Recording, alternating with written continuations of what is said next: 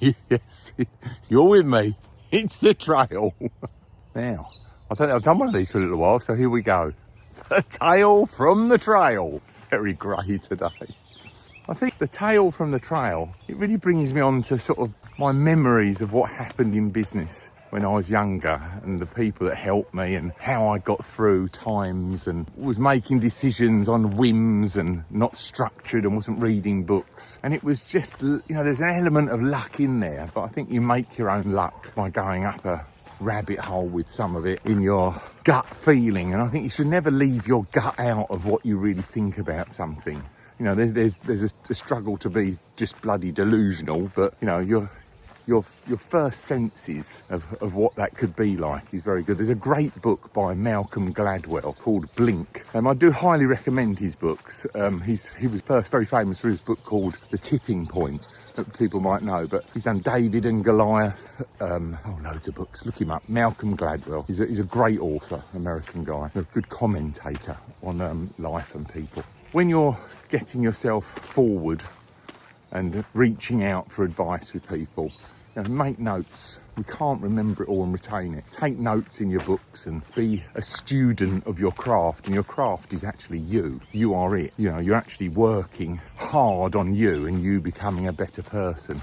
This really is about, the tale today is about being able to take the opportunities. Many years ago I was see small property for sale, make myself busy, and you really got to work on being bothered to take opportunities.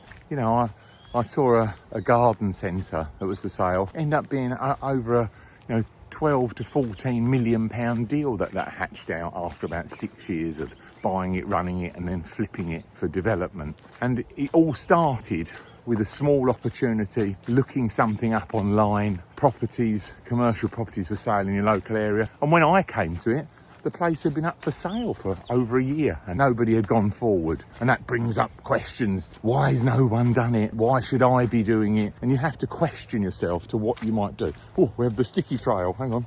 Mud. You need to be, I believe, taking more calculated but risk. I think as an entrepreneur, risk is in our DNA. If only we could do it this way. What about if we tried it this way?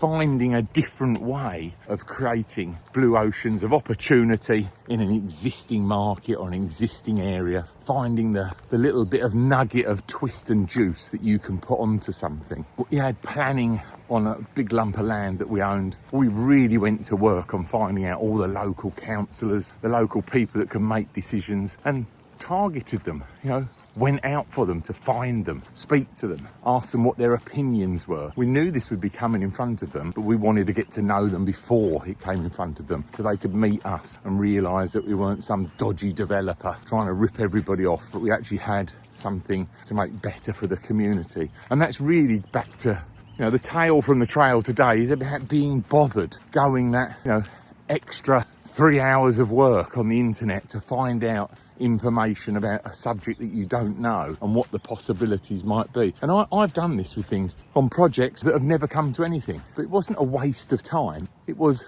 grooming me on that subject and knowing more about it.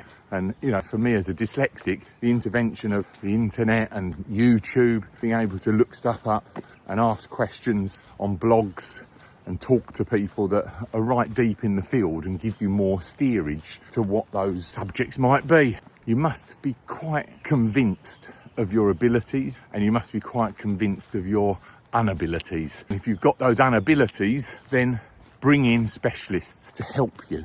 I learnt that very early on. We can't do a learning curve for all of this stuff in our lifetime. So we've got to bring people in with 10,000 hours of experience, planners, accountants, banks, people in industry that we might be going into or leaning up against, and get them on side working with us and for us. And if you've got to drop some consultancy fees to do that, so be it. But you leapfrog to a decision. And sometimes that decision might be to not do the project. And guess what? That just solved a big problem that you didn't waste a load of time more than anything and a ton of money on something that wouldn't fly because you didn't do the research. So I hope that gives you a bit of an insight how my brain thinks about taking up new learnings, new opportunities from the trail I'm very concerned sometimes that I'm very concerned to just get people shortcutting the sweat and the effort, because you can go down a rabbit hole with something and waste a load of time. And I think by looking at stuff that I do and others do, read books, you can really short circuit wasting time on stuff that won't fly. You've got to have things that are in place, good models that earn and churn money to become independently wealthy. That's what we want. We want to make the decisions for our life ourselves and not be beholden to others. Okay,